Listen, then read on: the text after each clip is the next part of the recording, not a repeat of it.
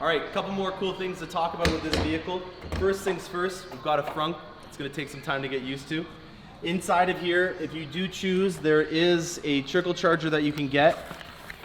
Obviously, if you're gonna be storing this vehicle over the winter, it's nice to have this vehicle on a trickle charger. There's a 12-volt axis in the front here. So if you are gonna be storing this thing for a long period of time, your OnStar system will notify you if you do have low voltage going to the vehicle. So if maybe for some reason the cord or something got chewed on by an animal going in your garage, you're gonna even know in advance that your battery is going awfully low.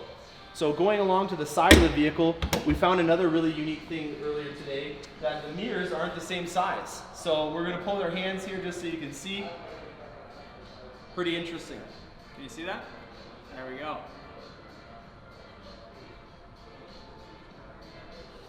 So another little Easter egg that we found on the vehicle, just going over it today. Zora is somebody that we talk about quite a bit in the mid-engine world. He was an advocate for this going back all the way to the 60s.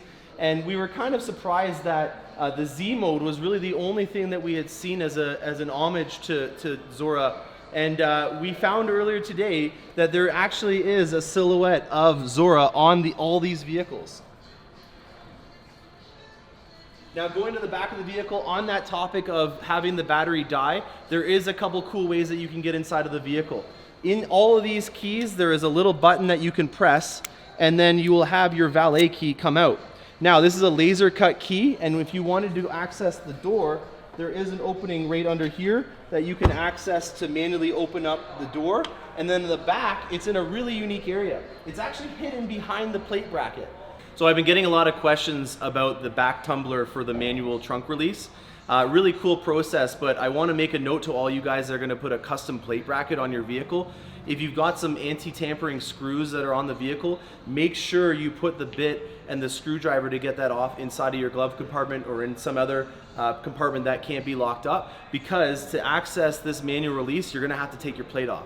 So I've got this laser cut key. This is your valet mode. You're going to then go in behind your license plate bracket. You're going to put it in here, and that will then open up your trunk release. Now another really cool thing that we've been waiting for ages to get, that the Europeans have had for a long time, is a sequential taillight. For highway traffic laws in North America, they have a limit on how much can be exposed at any time. I think it's about a third of the vehicle's lights have to be on at all times. So we haven't been able to have sequential shifters. So I'm going to pass it on, and we're going to show you what those look like.